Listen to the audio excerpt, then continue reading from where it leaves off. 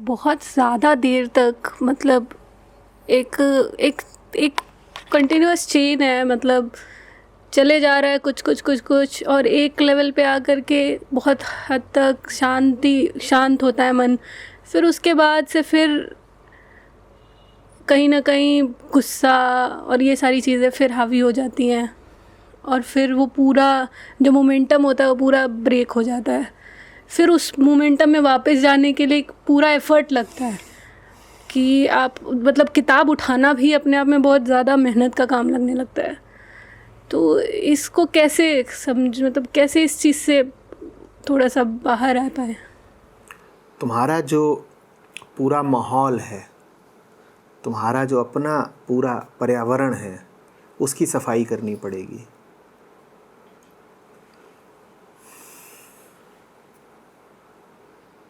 बीच बीच में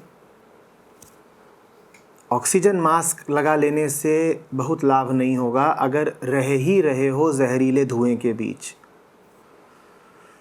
वो जगह ही छोड़नी पड़ेगी, इससे कम में काम नहीं चलेगा।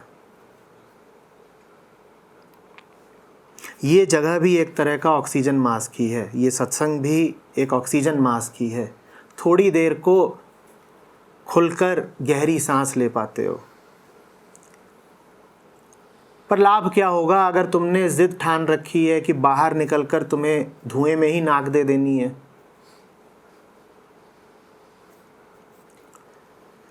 पूरे इकोसिस्टम की सफाई किए बगैर बात नहीं बनेगी।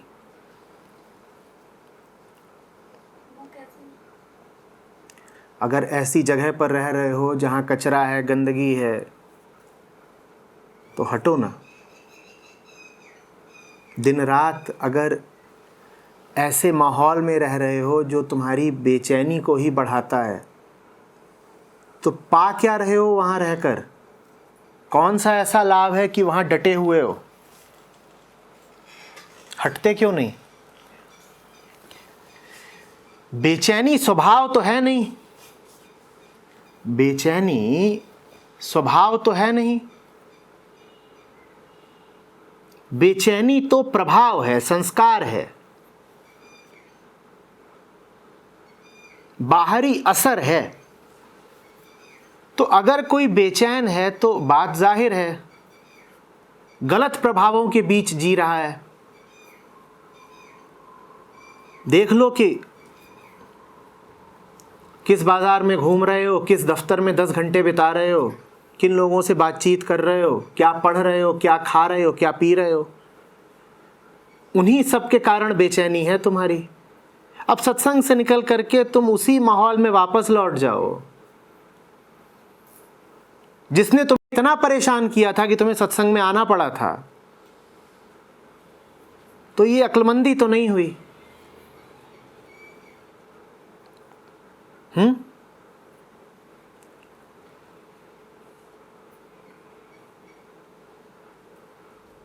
पर सत्संग में आने का रीज़न हमेशा से ऐसा रहता है कि थोड़ा अगर बाहर से कुछ ऐसा पढ़ लिया आप ही को या किसी को सुन लिया, थोड़ा सा दिमाग शांत होता है, तभी सत्संग के लिए हाँ कह पाते हैं।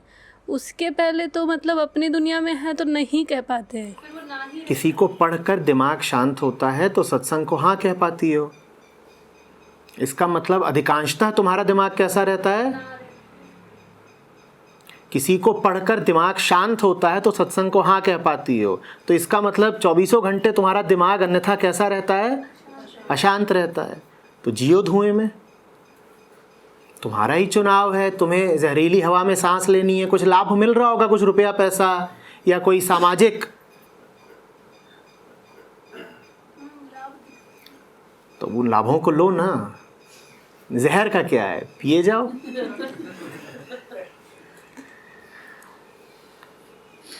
इस चीज़ का कोई इलाज नहीं होता कि खुद ही चुनो, और जो तुमने चुना है ये जानते हुए भी कि जहरीला है, उसको चुने ही जाओ बार बार और फिर कहो कि मैं परेशान हूँ। परेशान हो तो रहो परेशान, तुम्हारी मर्जी है। कई विकल्प होते हैं, कई रास्ते होते हैं, बहुत कुछ चुना जा सकता था। तुमने अपनी मर्जी से कुछ चुना है, जो चुना है उसके परिणाम भुगतो। फिर शिकायत मत करो कि जिंदगी बड़ी अंधी जा रही है।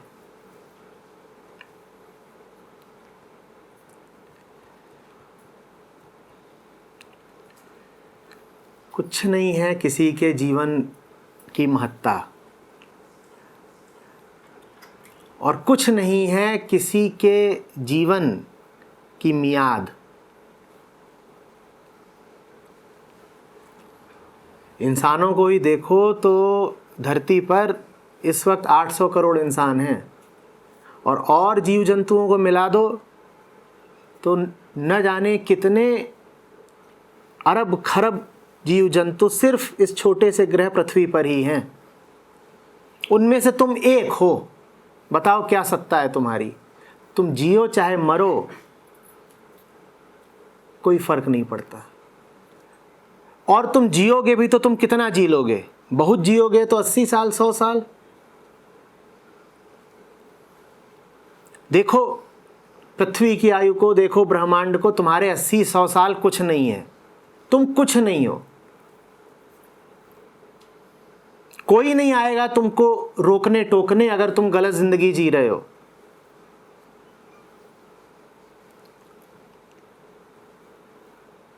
तुम्हारा ये शारीरिक जीवन इतना अमहत्वपूर्ण है कि तुम इसे पूरी तरह बर्बाद भी कर दो तो अस्तित्व को कोई फर्क नहीं पड़ता। तुम अपनी जिंदगी कर लो पूरी तरह बर्बाद। जितनी देर में तुम यहां बात कर रहे हो, इतनी देर में न जाने कितने कीट पतंगे, कीड़े मकोड़े इसी भवन में ही मर चुके होंगे। तुम्हें कोई फर्क पड़ रहा है? जैसे तुम्हें कोई फर्क नहीं पड़ रहा ना कीड़े मकोड़ों के मरने से। और यहाँ छोटे छोटे हो सकता है जीव हों जिनके ऊपर आप बैठ गए हो, बेचारे मर जाएं। किसी को कोई फर्क पड़ रहा है? तो वैसे ही तुम कैसे जी रहे हो, कैसे मर रहे हो, अस्तित्व में किसी को कोई फर्क नहीं पड़ेगा। जिनको तुम अपने सगे संबंधी बोलते हो उन्हें भी बस लेश मात्र फर्क पड़ता है। सुना है ना, गाते हैं कबीर साहब कि 3 दिन तक बहन रोती है तुम्हारे मरने पर, 13 दिन तक पत्नी रोती है और 6 महीने तक माता रोती है। उसके बाद कोई नहीं रोता। उसके बाद सब अपना अपना काम आगे बढ़ाते हैं। तुम जियो गलत जीवन। नुकसान अगर कर रही हो तो सिर्फ अपना। और अस्तित्व तो बड़ा निरपेक्ष है। वो किसी को आता ही नहीं है रोकने टोकने। पूरी छूट है। तुम्हें बर्बाद होना हो, बर्बादी की पूरी छूट है।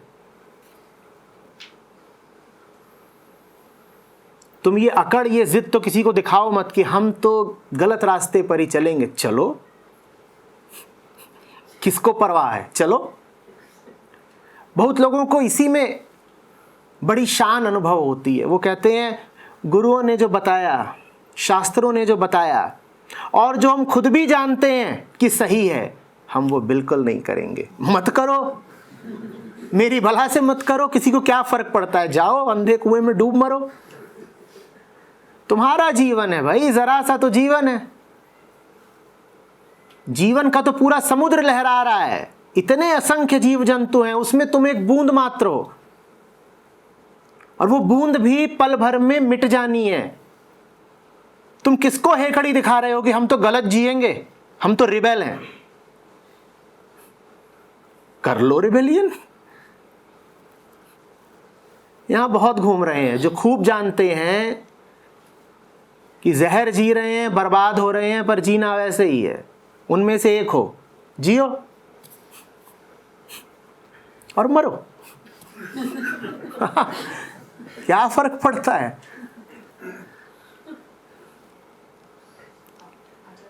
जिस दिन हटोगी उस दिन तुम्हारी कुर्सी पे कोई दूसरा बैठ जाएगा, तुम्हारे घर में कोई दूसरा आ जाएगा।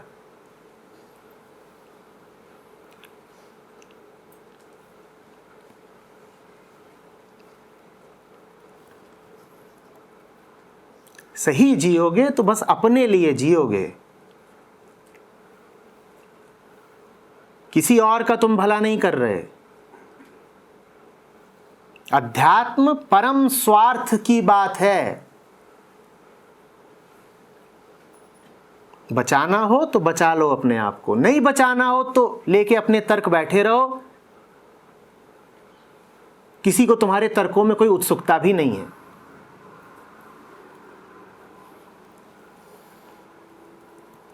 चले जाओ किसी भी अस्पताल, हर घंटे वहां से लाशें निकल रही हैं। उनमें से कोई रहा होगा कैंसर का मरीज जिसको समझाया गया होगा कि छोड़ दे भाई तंबाकू और सिगरेट। वो तुम्हारी ही तरह था कि नहीं, हम जानते तो हैं कि हम गलत जी रहे हैं, लेकिन जिएंगे हम ऐसे ही। वो लाश निकल रही है, अभी राख हो जाएगी, किसको फर्क पड़ता है। थोड़ी देर पहले वो मुर्दा घर में रखी गई थी, अंगूठे पर एक नंबर बांध दिया गया था,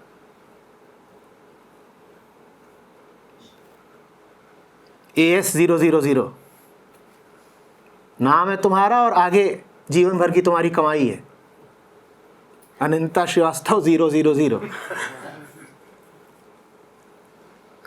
सही जियोगे तो अपने लिए जियोगे। वो मरा ना होता,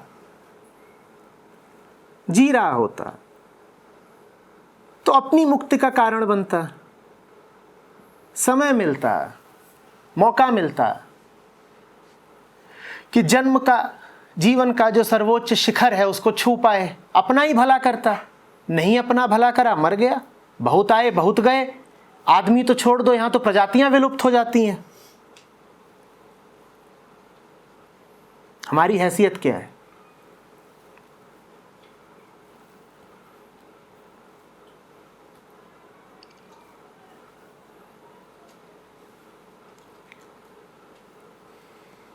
बड़ा रिवाज चला है, फैशन जैसा है कि हम गलत हैं और यही हमारी अदा है। सही चलना, सही जीना तो मूर्खों का, बोरिंग लोगों का काम है। मजा ही तब आता है, शान ही तभी आती है, थोड़ा मसाला ही तब पता चलता है जब गलत जिया जाए।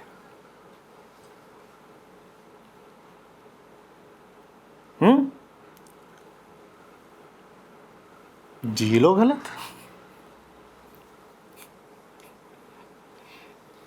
तुम्हारी जिंदगी, तुम जानो।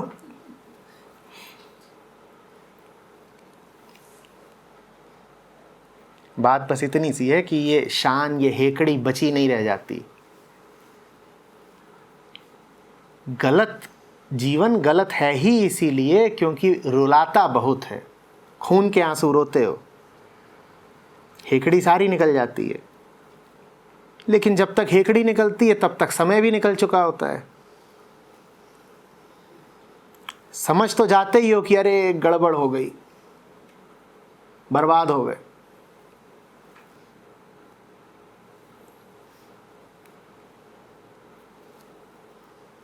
अब पछताए होत क्या? चिड़िया नहीं चुगती खेत, भैंसा चुगता है। चिड़िया तो थोड़ा बहुत चुगेगी, सोचो खेत में भैंसा घुस जाए तो क्या होगा? कौन सा भैंसा? यमराज का। छोटा था तुम्हारा खेत, जैसे छोटी थी तुम्हारी जिंदगी, और उसको चरने आ जाता है भैंसा, तो बचेगा क्या उसमें?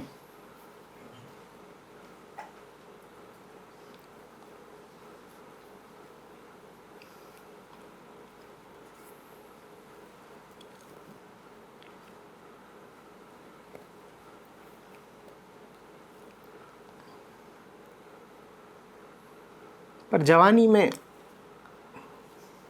टशन तो रहता है। हम सत्य को नहीं मानते, हम नास्तिक हैं, एथीस्ट हैं। हम वही सब कुछ करेंगे जो हमें पता है कि जहर है। गलत नौकरी करेंगे, गलत जिंदगी जिएंगे, गलत खान पान रखेंगे, गलत जगह रहेंगे, सब गलत करेंगे क्योंकि उसी में तो टशन है।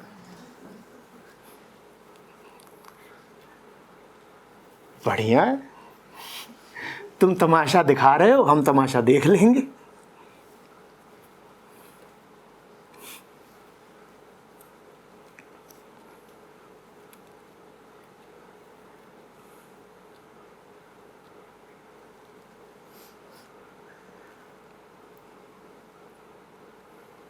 अभी कुछ बचा है?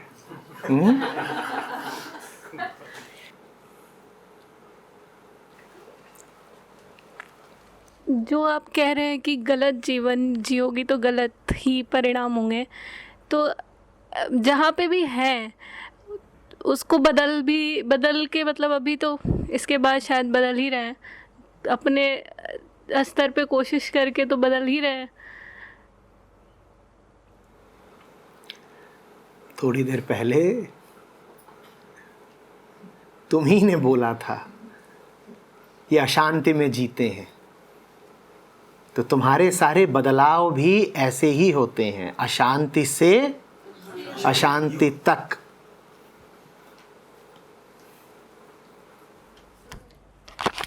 इन्हीं का सवाल में मैं जोड़ना चाहती थी आचार्य जी कि समझ ही नहीं आता है ना, जब कि एक जगह से दूसरी जगह जाएंगे वो भी लगता है कि हाँ ये भी तो अशांति करने वाली है। तो तीसरी जगह जाओ।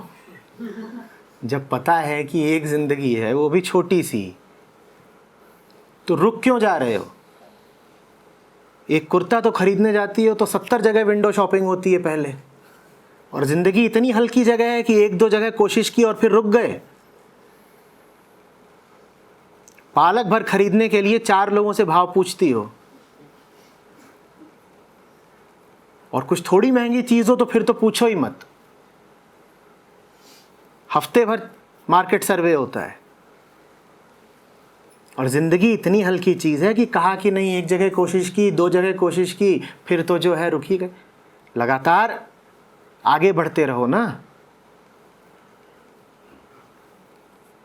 जब तक न मिले तब तक बढ़ते रहो, और हर बढ़ता कदम पिछले कदम से बेहतर होगा।